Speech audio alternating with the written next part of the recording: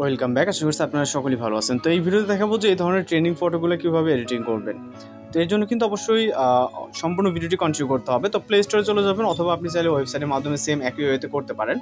আমরা এখান থেকে গুগল জিমেইল লিখে সার্চ করবো, যেটা প্লে স্টোরে অ্যাভেলেবেল আছে যে অ্যাপ্লিকেশনটি, এটা আপনি যেটা স্ক্রিনে দেখতে পাচ্ছেন এটা ইনস্টল করে ওপেন করবেন। ওকে, তো আমরা ওপেন করছি। সেম একইভাবে ক্রোম ব্রাউজারে গিয়ে এই নাম লিখে সার্চ করবেন এবং যে ওয়েবসাইট আসবে সেটার উপরে ক্লিক করবেন, দেন এইরকম ইন্টারফেস দেখতে পারবেন। ওকে, এরপর মূলত আমাদের এইখানে নিচে একটি প্লাস আইকন দেখতে পারবো, এখানে একটা ক্লিক করবো, গ্যালারি অপশনে ক্লিক করবো।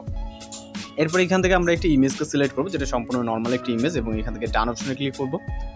তো ইমেজটা আপলোড হয়ে যাবে। দেন এখান থেকে ব্যানানা আইকন যেটা দেখতে পাচ্ছেন ইমেজ টেক্সট লেখা, জাস্ট এটার উপরে ক্লিক করবো। এরপর এখানে লেখা দেখতে পারবো ডিসক্রাইব ইউর ইমেজ। তো আমরা এই ইমেজটাতে কি করতে চাচ্ছি সেরকম একটি প্রম্পট এখানে অ্যাড করতে হবে।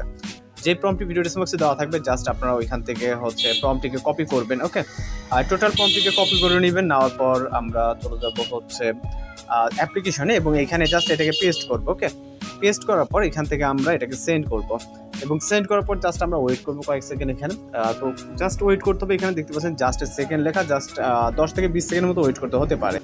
তো এইখানে দেখতে পাচ্ছেন আমাদের ইমেজটা কিন্তু জেনারেট হচ্ছে। এখানে বলতেছে জেনারেটিং ইমেজ। ওকে, জাস্ট এখানে আমাদের যেটা বলছি 10 থেকে 20 সেকেন্ডের মতো ওয়েট করতে হতে পারে। অনেক সময় সার্ভারের জটিলতার কারণে কিন্তু অনেক সময় ইমেজ আপনার ফার্স্ট টাইম এডিটিং হয় না। সেক্ষেত্রে আপনি যেটা করবেন, আবারও ক্লিয়ার করে সেকেন্ড টাইম ট্রাই করবেন। ওকে, তো আমাদের ইমেজটা কিন্তু অনেক সুন্দরভাবে জেনারেট হয়ে গেছে। এখানে ফেসের সাথে কিন্তু এবং হেয়ারের সাথে একদম 100% মিল আছে, এবং ঠিক যেরকমটা এখানে আমরা প্রম্পটের হিসাবে বলছিলাম ঠিক ওই রকম কিন্তু হিসাবে আমাদের ফটোটা জেনারেট হয়ে গেছে।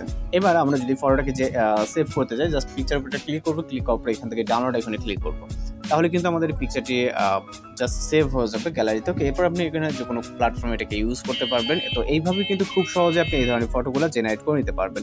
ভিডিও ভালো লাগলে অবশ্যই চ্যানেলকে সাবস্ক্রাইব করুন। তো দেখা হচ্ছে পরবর্তী কোনো ভিডিওতে। ভালো থাকবেন, সুস্থ থাকবেন।